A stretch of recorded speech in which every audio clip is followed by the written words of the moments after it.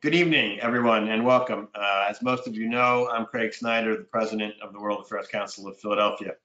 I want to thank you for joining us. As many of you know, this is the second in our new webinar programming series. We are continuing to try to look at the world as a glass half full. So I want to comment sort of quickly on a few of the things that we learned since starting this online programming.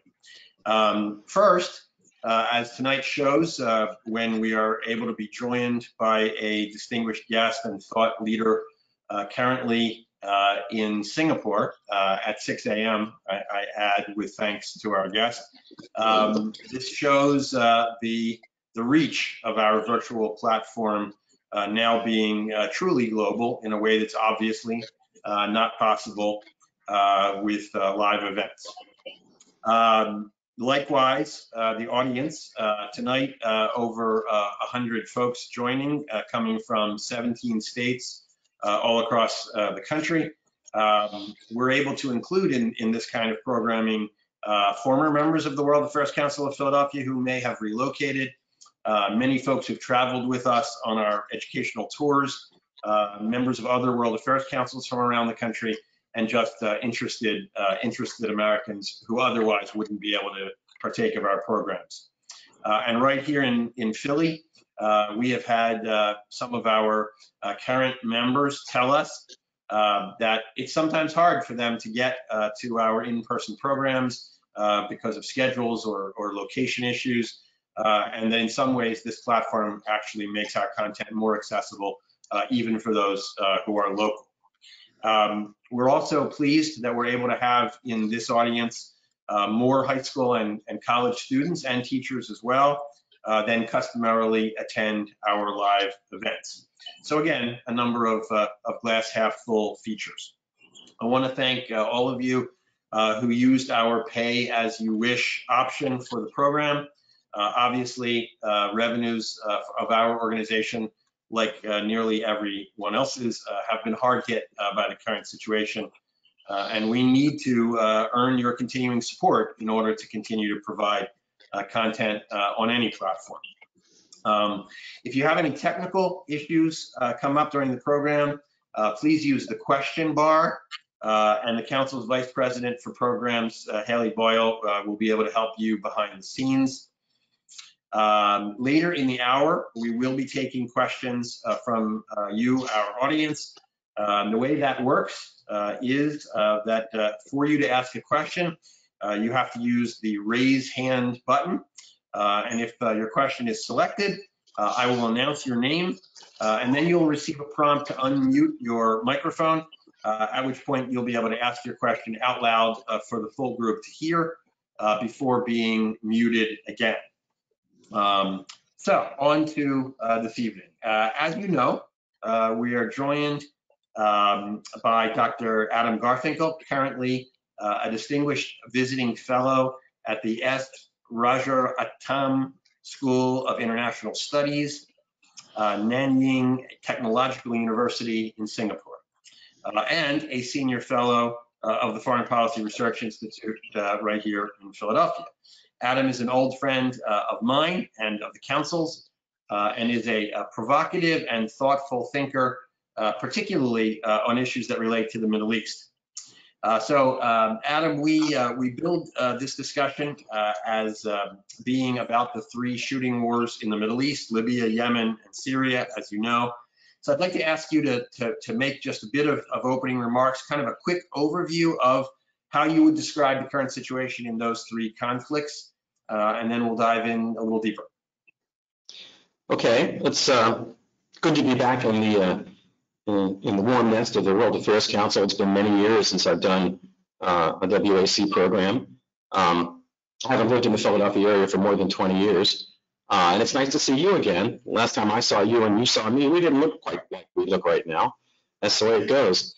And I want to say hello to any old friends out there in the audience. I can't see you, of course. I don't really know where you are, but if any of you remember me from years ago, that's great. That's really nice. That's what friendship's all about. Now the Middle East, well, each one of these shooting wars, the one in Syria, the one in Yemen, and the one in Libya, has a different origin. Each one of the circumstances is unique, and all three of them are, of course, a huge mess. The United States has been variably involved in all three over the years, also in different ways. We'll talk a little bit about the American role in these three contingencies. These are not the only shooting wars in the world. There are a couple of others. I mean, in Afghanistan, there is still a shooting war going on between what passes for the Afghan government and the Taliban. There's a very different kind of low-level but politically significant shooting war going on in the Donbass region of the Ukraine. And there's a lot of other violence in the world. If you look a little south of Libya, you see in the Sahel region of Africa a great deal of instability across the region in Mali and Mauritania, in Niger, in Chad, in northern Nigeria. So people should not get the impression that the only shooting wars and the only trouble in the world right now is located in the Middle East, in the Arab world. Probably a disproportionate amount of it may be, but it's not singular to the Arab world. Let's talk about the three of these wars very briefly, starting with Libya. As everybody I think remembers, I hope remembers, except maybe some of the younger high school students, the United States, along with its allies, Britain and France in particular, a few others, NATO allies, intervened in Libya in March 2011 in a war essentially that resulted in the overthrow and the killing of the longtime dictator of Libya, Muammar al-Gaddafi, who took power in a military coup on September 1st, 1969. It was a very complicated business. There was disagreement within the U.S. government about whether this military intervention was wise.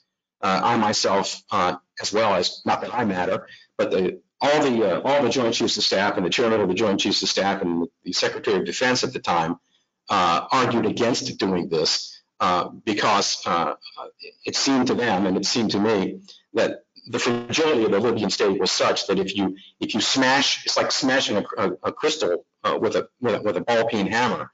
It's pretty easy to break it apart, very difficult to put it back together again. And ever since that war and the collapse of the Gaddafi regime, you'd lose no tears over it. It wasn't a very nice government. But ever since then, Libya has not really had a government. At various times since 2012, when all of this came to a bloody end, Libya has either had 1, 2, 3, or no governments, depending on how you define a government. Right now, it basically has either no governments or 2 governments. There was a civil war going on. It has ebbed and flowed in recent years. Starting about a year ago, in April of last year, it flowed again as one faction tried to seize the capital by force of arms, tried to seize Tripoli, and failed to do so. The war has attracted, the civil war in Libya has attracted support from outside the country. It's a little bit, I mean, if those of you with a little bit of history recollection, go back to the 1930s, it's a little like the Spanish Civil War. The Spanish Civil War attracted, on one side, support from the young pre-World War II fascist powers, Italy and Germany, and it attracted support on the other side from some democratic Western countries. So it was like a proxy war in part.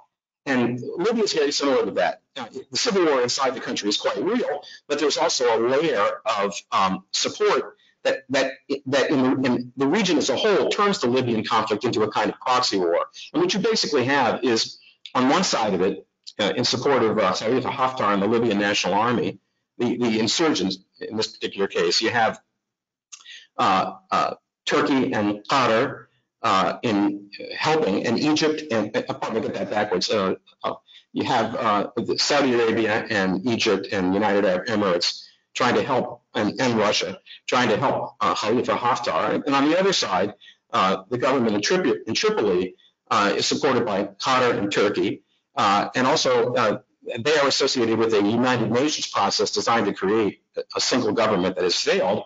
But the United States, Britain, France, and Italy support the United Nations process. So this divides allies. I mean, for example, so the United States are on the opposite side of its Turkish NATO ally in a case like this. And it's an extremely complicated matter. I mean, just for example, a few months ago, the Turks declared a maritime zone. If you look at the map, you'll see why this makes sense. Declared a maritime zone that extends off the Turkish border in the eastern Mediterranean all the way to the Libyan coast. And that cuts right through Greek, Cypriot, and Israeli claims to some of the same waters where there are petrochemicals to be harvested. So there are so many dimensions, so many curlicues and curiosities that spill over the borders of the civil war in Libya proper and affect the entire region. It's also worth pointing out, just the last thing I'll say about Libya for now, Libya has never had a very strong national identity. It was never ruled as a single political entity until the Italian occupation of the country in 1911. It was really Italian colonialism and the fight against Italian colonialism that created modern Libya. During World War II, it was invaded and occupied by the Allies, by the British, some United States forces, and it did not become an independent country, truly independent country, until 1951. At the time, it had a monarchy. The king's name was King Idris, and the monarchy erupted from the anti-Italian colonial movement, which was called the Senussia movement. And that was the government that was supported by the West. The United States had a huge Air Force base in Libya called Realis Air Force Base. That was the government that was overthrown, as I mentioned, on September 1st, 1969, by the army, by Colonel Muammar Gaddafi. The fact that before and during the Italian period and before, Libya was basically divided into three sections. Tripolitania, which is to the west of the country, where the capital Tripoli is now. Cyrenaica, the eastern part of the country, on the border, next to the border with Egypt, where the main city is Benghazi on the Med, and then the southern parts of the country, which are mostly arid, which was called Fezzan, which the French occupied, interestingly, after the Second World War. And these parts of the country have different tribal groupings that dominate them.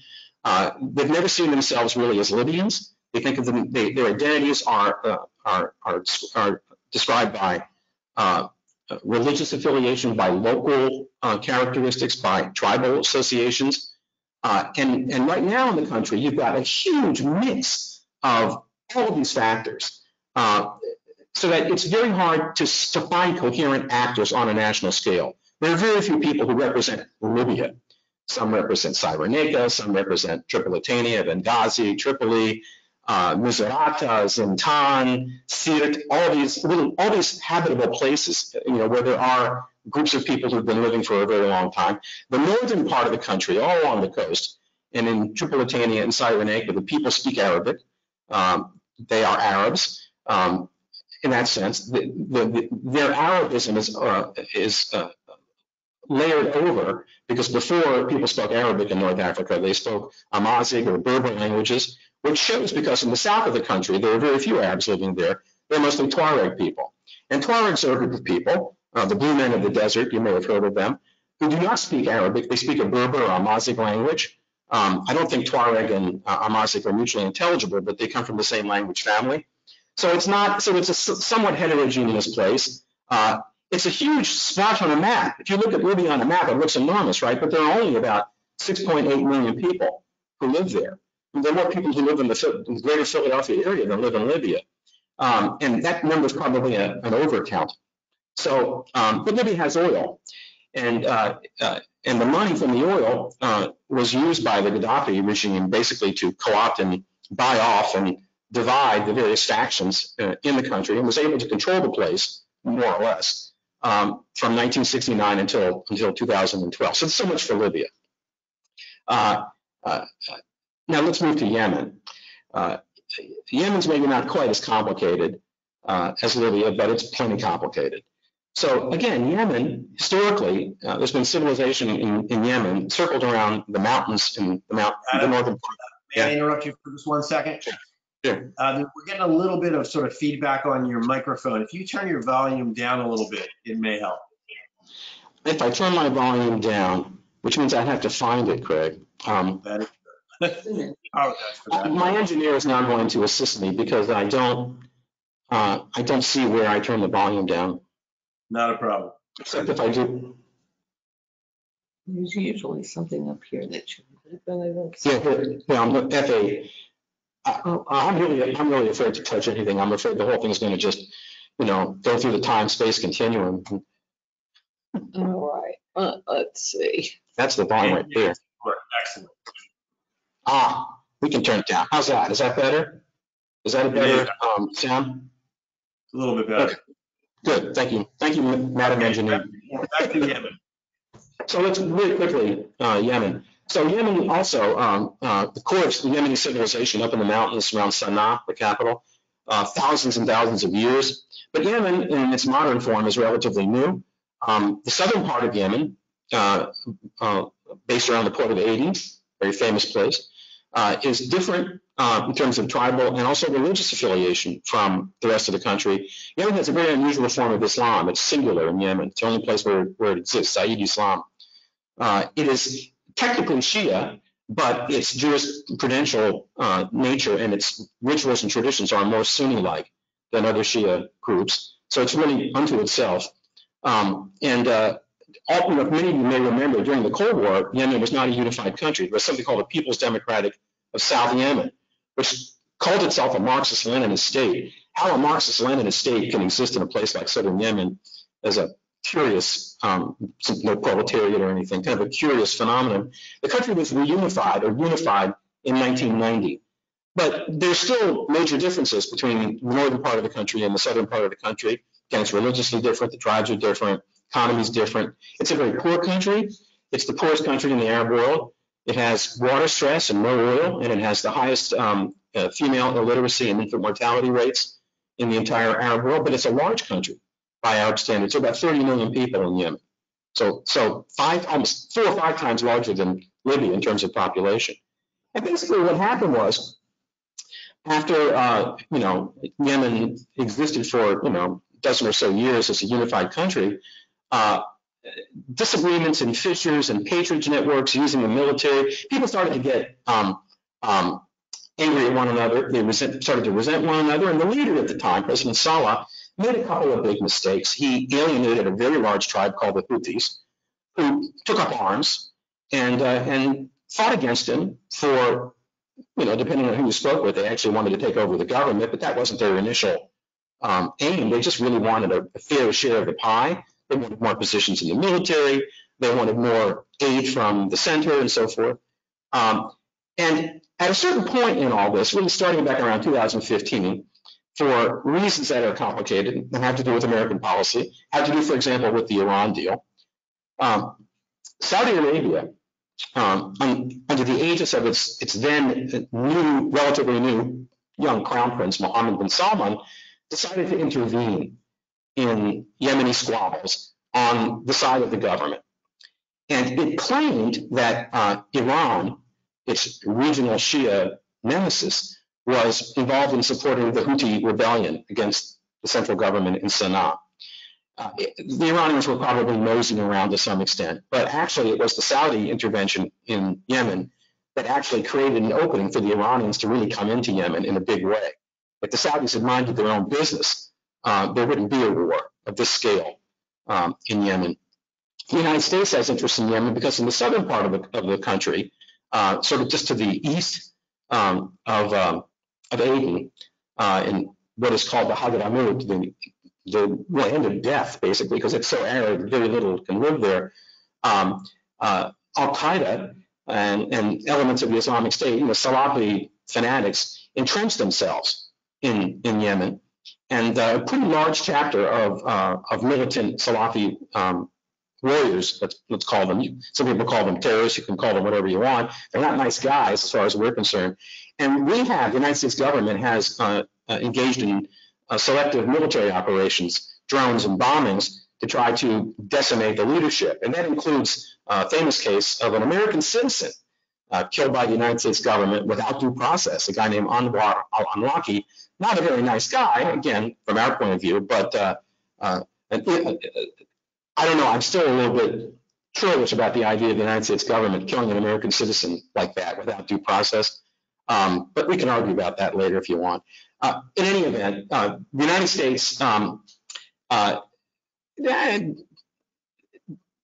United States did not make an effort to stop the Saudi intervention in Yemen. Saudis were upset with us. They were upset with us over the Iran deal. As far as the Saudi government was concerned, and not just Mohammed bin Salman, but pretty much the entire Saudi elite, I mean, they really believe that Iran, the current Iranian government, is an existential threat to them. And what they wanted their American ally to do was to, as they would colorfully put it, cut off the head of the snake. And instead, as far as the Saudis were concerned, the Obama administration was not cutting off the head of the snake. It was getting into bed with the snake. It was sleeping with the snake. It was taking meals and having fun with the snake. And this really caused a laundry problem for them. And we had a difficult time in relations with the Saudis all during the negotiations over the Iran deal. So to propitiate them, when the thing was signed and sealed, it just seemed that we could get back in their good graces. Some people thought we could get back in their good graces by assisting them at the margins with intelligence and logistics and things like that in their intervention in Yemen. Probably in retrospect, not a good idea. Something you can understand from a diplomatic point of view, but the American failure to put up a yellow light, let alone a red light, encouraged the Saudis to intervene more ferociously. They started bombing civilian population centers in Yemen, famously, bombing weddings and then the funerals that resulted from the people killed at the wedding. Really nasty stuff, right? The disease began to spread in Yemen. There were food shortages. It caused a serious humanitarian disaster. And with that, there were some voices in the United States to try to persuade the Saudis to back off a little bit. They have backed off a little bit now, and they did it before the coronavirus advent. And they did it because they were losing, basically. I mean, the whole idea in the first place of a Saudi army trying to climb those hills in Yemen to occupy Sana'a was never a realistic scenario. And to think that the Saudis could, solve the war, hurt the Houthis enough from air power alone to get them to come to a table was probably also not a realistic prospect. In the meantime, you have a third faction involved in the Yemeni war, and that has to do with the Southern Salvation Front. So it's a secessionist movement among Southerners. And for a long time in Yemen, the Saudis had as a very close ally the United Arab Emirates. They often work together. But just a few months ago, for some reason, the Emiratis decided they didn't want to support the Saudis anymore in trying to prop up the official ruler of the country. And what they did was the Emiratis started to support this Southern secession movement. And they might do so because UAE is on the border of Yemen to its east. I'm not sure what their reasons were, but the defection of the UAE from the coalition might be one of the reasons why the Saudis decided to pull back and try to see if they could find a way to settle the war, short of violence, more violence, because otherwise it's just going to go on and on and on. And of course, there's a history here. Very briefly, Greg, there's a history here. Saudi Arabia was involved in an earlier civil war in Yemen in the 1960s, as was Egypt on opposite sides. And that didn't turn out very well either for either side. And there's an even earlier history. And there's actually some, in my opinion, some pretty entertaining stories that go along with this if you like stories about history. So Saudi Arabia has only existed as a modern state formally since 1932. Before that, it was called the Kingdom of Najd in the Hijaz. It was called that because the Saudi family, the Wahhabis, come from Najd, which is in the eastern northern area of Saudi Arabia. But in 1924, the Wahhabi tribes, warriors invaded the Hijaz, which is where the Hashemite family had ruled under the Ottomans for hundreds and hundreds of years. And of course, the Hijaz is where Mecca and Medina are. That's where the pilgrimage, that's where Hajj takes place. It's the holiest place within Islam. And the Saudis invaded it and conquered it, basically, in 1924. After they had consolidated the Hijaz and renamed the state Saudi Arabia in 1932, just 2 years later, they turned their sights on Yemen. There was some land they wanted, a relatively large province called Asir, and a small little emirate called Najran. And the Abdulaziz ibn Saud claimed that this should be part of Saudi Arabia. The Yemenis, of course, didn't agree. And there was a small war. Well, it wasn't small if you got killed in it, but there was a war. The Saudis won the war. But here's the story. Before the war actually began, Abdulaziz ibn Saud sent his son, Saud, his eldest son, to talk to the Emir of Najran. So, you know, a caravan of camels. And so this is, don't forget, this is 1930s. This is 1930, 33, 34. Heads from Riyadh toward Najran, up there in the foothills of the mountains that actually, you know, are Yemen. And the Emir and his advisor saw the caravan approaching Najran from a distance. And the Emir asked his wazir, his advisor, what am I seeing? Who's coming to visit? You know, make tea. Who's coming to visit? And the wazir said, well, that is the son of Abdulaziz coming to talk to you.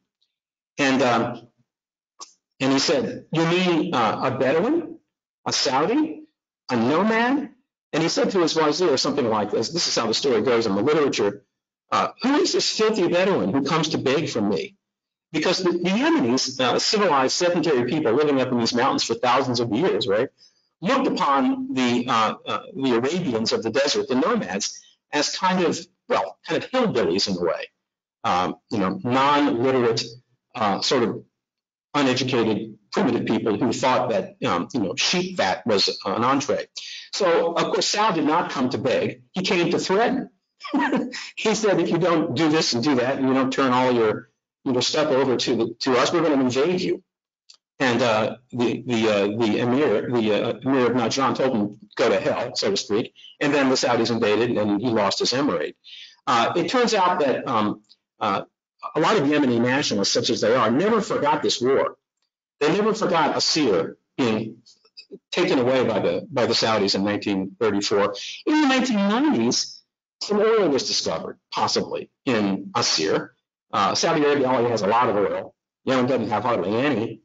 And some Yemeni nationalists have been harboring the desire to find a way to take back Asir from the Saudis. And the Houthis, of course, are playing on this grievance. Now, you might think that how could something that happened in 1934 still matter to people? Well, folks, in this part of the world, people have long memories. Things that happened 2,000 years ago are fresh in people's minds because they want it to be. That's how they are. So what the Saudis have done is they have really opened a can of worms here. They have recreated a level of enmity between Yemenis and Saudis that is not going to go away just because this war ends. You know, how it will turn out, nobody can say, but, you know, wow, what a mistake, it seems to me. Now, Syria, briefly. The Syrian civil war has been going on since roughly March of 2011. I think most people are aware of how it began. It seemed to be a demonstration effect from other emanations of the so-called Arab Spring, the misnamed Arab Spring, which had started in December 2010 in Tunisia and, of course, spread to Egypt. There was a relatively tame, nonviolent protest against the Assad regime, which is a minoritarian regime in Syria, and the regime reacted with amazing brutality and stoked the effervescence of a lot of subdued and hidden animosity toward the regime. Now, Syria is a very heterogeneous country. It's heterogeneous in ethno-linguistic terms because there's a fairly large Kurdish population in the northeastern parts of the country, but its sectarian divisions are even more daunting. The current regime is an Alawi regime. The Alawites are minoritarian sect of Islam. It exists no place else in the world except in Syria. They're about 10 to 12% of the population. They've been running the country since about 1968. The majority of the population is Sunni Muslim, but the Sunni community in Syria has always been divided. Their elites have always been divided along the four major commercial cities in the country, Aleppo, Homs, Hama, and Damascus, on the north-south route. Again, it helps to have a map in front of you when you're talking about these places. But there are also Christians. There are lots of Christian groups in Syria, Greek Orthodox and others. There are some Armenians in the cities in Syria. And then there are they're Shia. But they're not the same Shia that are in Iran. In Iran, the Shia are referred to as Twelver or Jafari Shia. That's mainstream Shia. There are very few, if any, Jafari Shias in Syria. There are Ismaili. There's a significant community of Ismaili Shias. And if you like, I can explain to you the difference between Ismaili and Jafari Shia Muslims. It won't hurt, really. It's not that hard to figure out. But there's a lot of heterogeneity. And basically, over the years, the Alawi government has tried to use the other minorities, including the Christians, as a way to balance their power against the majority Sunni population. When the war in Syria, when the civil war got hot, a lot of people started to die. The opposition to the Assad regime formed the Free Syrian Army, and there were Salafi, militant groups that were also opposed to the Assad government. Sometimes the opposition groups, the secularites and the militants fought each other. Not helpful if you're trying to overthrow a government. The American role in this is extremely complicated. We can go into that later if you want. But the gist of it is that there was a moment back around 2014, 2015, when it looked like the rebels would win, when the Assad government was on its heels, and it looked like it was collapsing. At that point, the Iranian regime, Syria is the only ally of Iran in the Arab world, really, the only important ally. And the press talked about it as a matter of sectarian affinity. But again, the Shia in Syria are not the same as the Shia in Iran, but they're both not Sunnis, and that's good enough for many purposes. So the Iranians used their wholly owned subsidiary in Lebanon, Hezbollah, to try to help the Assad regime fend off the rebels. But that didn't necessarily help. They were still kind of on the ropes, and that's when, I believe it was in September 2015, could be off a year, that's when the Russians decided to come in and intervene in a big way. And they did so with their air force. And pretty soon, and increasingly, the Iranian and Russian interventions turned the war around. And by now, at this point, the Assad regime has basic control over most of the country. It doesn't control some of the Kurdish zones up in the northern part and northeastern part of the country. It doesn't control the very arid areas in the east of the country, east of the Euphrates River. But it controls pretty much all the habited parts of the country with two exceptions. It doesn't control Idlib province. And Idlib province is now where the military action and political action of what's left of the civil war is. Idlib has a population that has mushroomed because internal refugees from Aleppo, if you remember from the year before, a lot of them have fled to Idlib as the last bastion against the regime. And the population is overwhelmingly, it's at least half or more than half, internal displaced persons from Syria. There's a disproportionate number of children and women, older people, because they've been seeking refuge from a regime that's basically been trying to murder them with the help of the Russian Air Force and Iranian mercenaries in the form of Hezbollah. I can describe a little bit later the military tactics that the Assad regime under the aegis of the Russians have been using in Syria. It isn't pretty, but I can describe them later. But again, like Libya, less so in Yemen, in Syria you have a war within a war within a war. There's a war, obviously a civil war within Syria, but it affects the regional sectarian contest between essentially the core of it being Saudi Arabia and Iran. It's another proxy war. It has also involved the United States and Russia. And of course, the other area that no Arab in Syria controls is in the far north, where the Turkish military has carved out some zones on the Syrian side of the border that started essentially as a way to limit Kurdish power in Syria, because the Kurdish groups in Syria were aligned with the PKK in Turkey, which is anathema to the Erdogan government. So this is really complicated stuff. I mean, you really need a scorecard to figure out who's involved. And in more recent times, the Turks have come across the border in more force, because there are already something like 3.5 or 4.5 million refugees, Syrian refugees, that have sought safety on the Turkish side of the border. In the beginning of all this mess, the Turks let them in, tried to take care of them, created 10 cities for them. But 4.5 million people is a whole lot of people to try to take care of. At a certain point, as everybody I think remembers, at a certain point in this, the refugees from Syria didn't stay in Syria. They wanted to go to Europe. And a lot of them went to Europe. And as people remember, I think it was in September of 2015, they had this really iconic moment where a train full of Syrian refugees made their way from Budapest to Munich in Germany.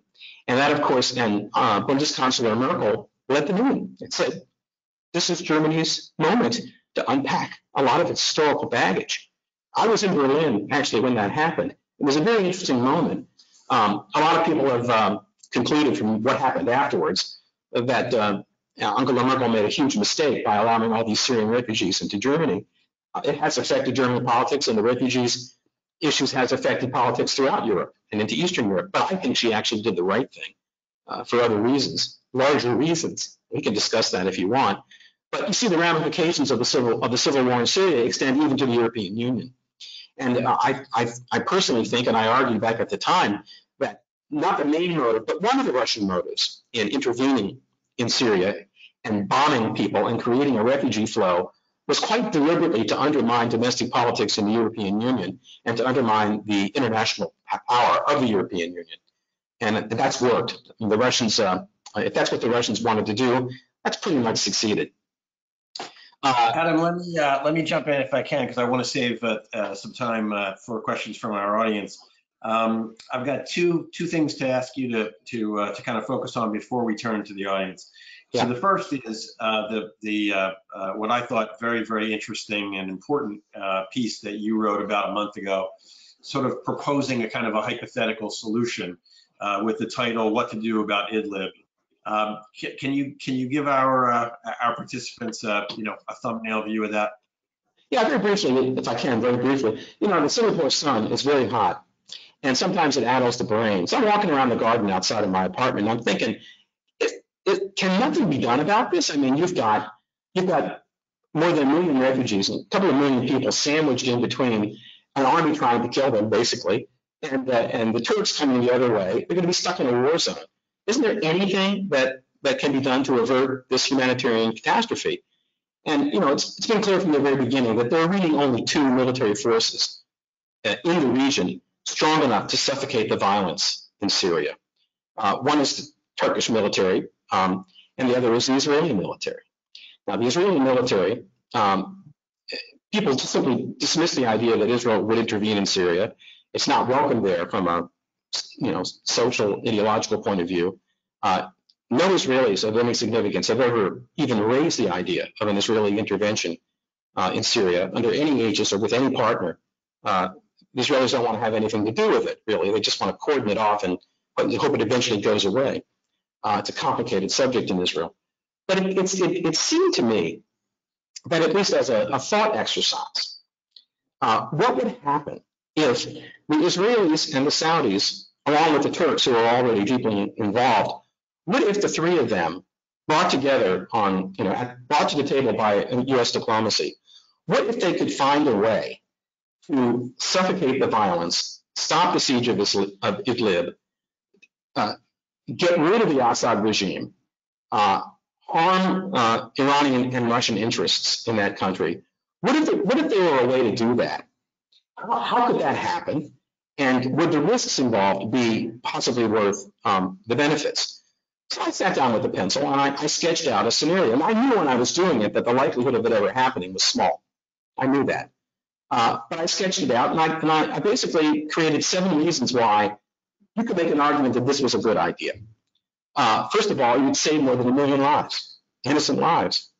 That means nothing to some people, but I don't know those people, right? To normal people, saving 1 million innocent lives is not nothing, right? Second, the coronavirus was already afoot in the land and in the Middle East at the time, and it seemed to me at some point very likely that some of these refugees were going to get sick. I'm sure that some of them are. Some of these people in Idlib, besieged in Idlib, are going to get sick.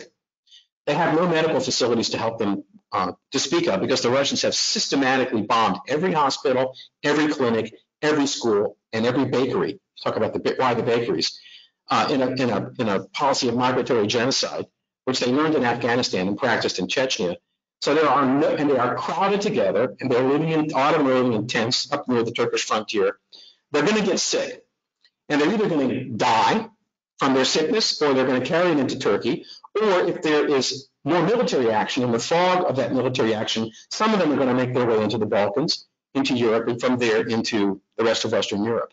And they're going to make the coronavirus problem worse or renewed. Third, it still seems to me that in the long run, it's in Israel's interest to have a peace treaty with Syria. There have been negotiations in the past, there have been attempts, none of them have succeeded, but it's also always seemed to me that if Israel wants a stable peace with Syria, in the long run, it has to make peace with the majoritarian community in Syria, and that's the Sunnis. I don't think a peace treaty with the Alawi government is worth much, because I don't think the Alawi government can live forever. And when it falls, it's going to fall in acrimony. And anything that it does is going to have the negative Midas touch. It seems to me that ultimately it's in Israel's interest that the Alawi regime end, and that it is able to negotiate with a Sunni regime with which it has some affinity if Israel has some role in dumping the enemy being the Assad regime. I think also that if Israel were to cooperate with Saudi Arabia and some of the other Gulf states in this plan, it would aid normalization of Israel in the Arab world. Normalization of Israel in the Arab world is proceeding anyway, slowly. It's been given a setback by the U.S. administration's so-called deal of the century, which is so unpopular because so one-sided that the Saudis were forced to disavow it. So that's slowed normalization. That's hurt the process. But it could be restarted if there were a cooperative effort between Israel, Saudi Arabia, and Turkey, again, put together by the United States to break the frozen, death march, slow death march of what's going on in Idlib. This would set back Russian interests in the region. It would hurt the Iranians, which I would like to do. It would also be an incentive for the United States, the European Union, and Turkey to start a slow and necessarily long, but I think important process of reconciliation. A lot of people are very angry at the Turks in the last couple of years, and they want to kick them out of NATO. They want to take American nuclear weapons out of Insulet Air Base. They want to do all sorts of nasty things. I think these are very short-sighted and foolish, petulant sorts of things. Erdogan is a pain, but he won't be there forever. Even though the Cold War is over, I think that Turkey and the European Union and the United States still have many common interests. I think Syria is an example of where we have common interests. And I think this process could help mend all those relationships, and I think that would be good. There's another element here. If there were an intervention, Turks on the ground, Israelis in the air, the Saudis diplomatically and with financial aid, and marshaling the Arab League to provide a nest for the recreation of the Syrian state, something that, by the way, the Israelis and the Americans and the Europeans should have nothing to do with. We've proved that we're not very good intervening in other people's affairs to reconstitute governments. If Afghanistan doesn't prove that, then Iraq does. So this has to be an Arab affair to reconstitute the Syrian constitution and government. But I think that there have been some very interesting things happening in Lebanon, at least before the coronavirus. There were very important and massive street demonstrations in Lebanon, including Shia demonstrating against Hezbollah and against Iranian influence in Lebanese politics. This is a pregnant moment, or it could be a pregnant moment in Lebanon. Lebanon could be liberated from the birth defects of its creation, and it could be a way to reconstitute Lebanese politics the way they were before the 1975 civil war began, and to reduce dramatically Iranian skullduggery and influence in Lebanon, which would be, I think, in everyone's interest, except, of course, Iran's. That's good. So there are many, many positive outcomes that could take place as a result of this intervention that I'm sketching. But as I say, the likelihood of it actually happening is small, so I still think, because it requires a great deal of coordination. It requires bold and insightful visionary leadership in Washington, in Riyadh, in Jerusalem, and in Ankara. And we don't have that kind of leadership right now. Until the other day, there hasn't even been an Israeli government for the last several months. No state of Israel can't undertake something like this without a government. So it all seemed kind of hopeless. Then I found out, to my surprise, when I sent my draft around to a couple of friends, people who were in one case still are in the U.S. government and are concerned with Idlib and Syria, and to my shock and delight, like this, shock and delight is good. I discovered that I wasn't the only person that had this idea. People in the U.S. government and the State Department had this idea before I had this idea. And they were actually working on this idea, seeing if it was feasible. I can't give you any names. It's off the record. But I just wanted everybody to know that I was shocked and delighted that at least somebody was trying to think out of the box. Somebody was trying to figure out a way to save more than 1 million human beings. I think that's good. Unfortunately, I really doubt that the fellow who was trying to bring this forward is going to get anywhere, because the United States government can't engage in a major diplomatic enterprise like that unless it has the support, the understanding and the support of the White House. And I think the likelihood of that right now is asymptotically zero. So Thank you. It remains a hypothetical exercise. Well, as an organization that traffics in ideas, we thank you for putting an interesting idea on the table for people to think about and debate. I want to remind people, if you'd like to ask a question, use your raise hand button. While we wait on that, I'm gonna ask you to answer this one as quickly as you can. Think of it as a lightning round. In the almost 2 decades now since September 11th, the United States has tried going all in Iraq. We have tried staying out for the most part in Syria, and we've tried the sort of halfway lead from behind campaign in Libya. They all got us the exact same result, which is the disaster that you've described. Yeah. So real quick, what's your version of proper American policy in this tumultuous region? That's a big question, Craig. My friend and former colleague Phil Gordon has a beautiful way of putting what you've just articulated. He says, so in Syria we tried no invasion and no occupation. In Libya we did an invasion but no occupation, no phase 4. In Iraq we both invaded and occupied, and as you say, we got a melancholy result in all 3 cases. So if you're sick of so-called never-ending Middle Eastern wars, then you could reach the conclusion that we really have no business in the region anyway. And besides which, what important vital interests does the United States still have in the Middle East? That seems to be the president's reaction. When the Iranians attacked Al-Qaeda with cruise missiles and drones, and previously had disrupted shipping in the Strait of Hormuz and even seized a British boat commando operation. The president's reaction was, well, they didn't attack us, let the Chinese pay for it. If the oil is going to there, we don't need the oil. We have self-sufficiency and we even export energy now. But I think that's a very short-sighted attitude. The region still matters in all kinds of ways. But it's true that the Cold War is over, and the original reasons for the military footprint that the United States has in the region no longer exist. I think it's a time, I've long thought that it's time for a zero-based rethinking of American interests, military footprint, and diplomatic profile in the region.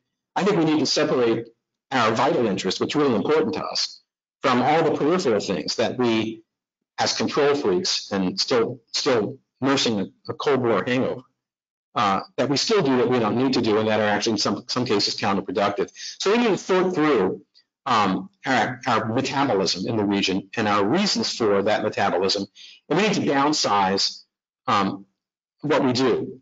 I think Barack Obama was right to say that we're still overinvested in the region, and of course the current president believes that in spades. But I don't think that just running away is in the American interest, and it certainly isn't in the interest of the people in the region or of our allies in Europe and elsewhere. So it's a kind of an in-between deal, it seems to me. I don't see much evidence, though, at least not in this administration, of any kind of rethinking, any kind of serious reassessment of just what our interests are and what we need to do to advance them. I don't think this administration has strategy, and it doesn't have conventional policies in any part of the world. I think most of its so-called foreign policy activity is really just signaling devices for domestic political purposes. So insofar as the administration, claims that it has a strategy or claims that it has actual policies, they don't seem to me to be actual strategies or policies. They resemble more what Lionel Trilling once said many years ago, irritable mental gestures masquerading as ideas. That's about as much credit as I can give them. This reassessment's not going to happen. Not going to happen until at the earliest, beginning in January of next year. And of course, I hope it does happen beginning in January of next year. There are people thinking about it, but they're not in the government. Or if they're in the government, they don't have enough clout to make a difference. But yeah, things are messed up. And the military arm of American policy has been overused. But it's been overused because our toolkit has been a little bit too empty. We have undermined our diplomatic capabilities. We have not coordinated well with allies, especially in the past 3 years. And there is, of course, a general turning inward in the United States because we have daunting domestic issues, social, political, and economic to deal with. Let me interrupt. I'd like to think that we can do better than either or when it comes to our foreign policy. It's not that there's got to be some middle ground between doing too much and doing nothing. What you think, right? Thank you. All right, first question is going to be from Sean Bray. Hello, is my mic working? We can hear you. Excellent. You talked about Israel being able to make peace with the Sunni majority in Syria, but recently, ever since the new government in Israel has taken power, there's been renewed chatter about annexing the West Bank, which I imagine would anger many people in the Muslim world. Would this plan still be possible if Israel did go through and annex the West Bank? It would be harder, sure. I mean, but I don't think the contemplation right now is that Israel would annex the entire West Bank. My understanding is there's been a lot of agitation for years to annex the Jordan Valley. There are not a lot of people living down in the Jordan Valley. It would be done for mostly security reasons. I don't think it's necessary. Most Israeli military people don't think it's necessary. There might be annexations of settlement blocks, including some that are in the middle of Arab territories like Ariel. I think these would be most unfortunate decisions to take. I don't favor them. However, I'm not an Israeli national, so it's really none of my business, frankly. But sure, you're right. If the Israeli government, but any Israeli government, were to take, in your face, highly antagonistic kinds of actions like that, it would make any kind of reconciliation, normalization in general, but any kind of reconciliation, certainly a serious peace process with any government, more difficult. Certainly. Okay, Ben Kessler up next, please. Hi, I really enjoyed your talk. I'm from George School. I'm a junior at George School. My question is, can you elaborate a little bit more on Angela Merkel's decision to take in Syrian refugees and on the political impact of the migration crisis across Europe?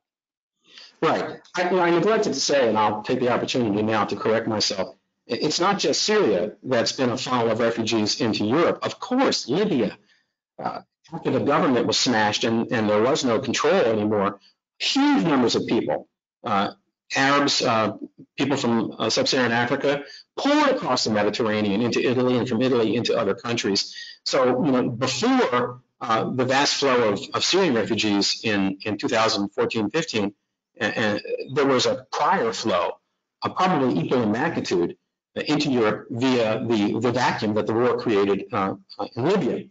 But to your question, look, I have to say I was in Berlin when that train came from Budapest to Munich, and I can still see the scene on, Deutsche Welle on German television of people meeting the train in Munich, throwing salt and bread, giving bread and salt, welcoming these people. Now,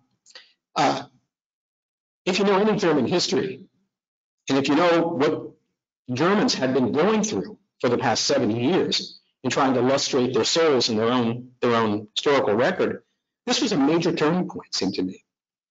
The idea of a train full of foreigners coming into Germany and being welcomed, as opposed to the scene of trains leaving Germany and leaving other places and heading toward concentration camps. I mean, you could barely imagine a more powerful symbol of a real change in a country over a couple of generations.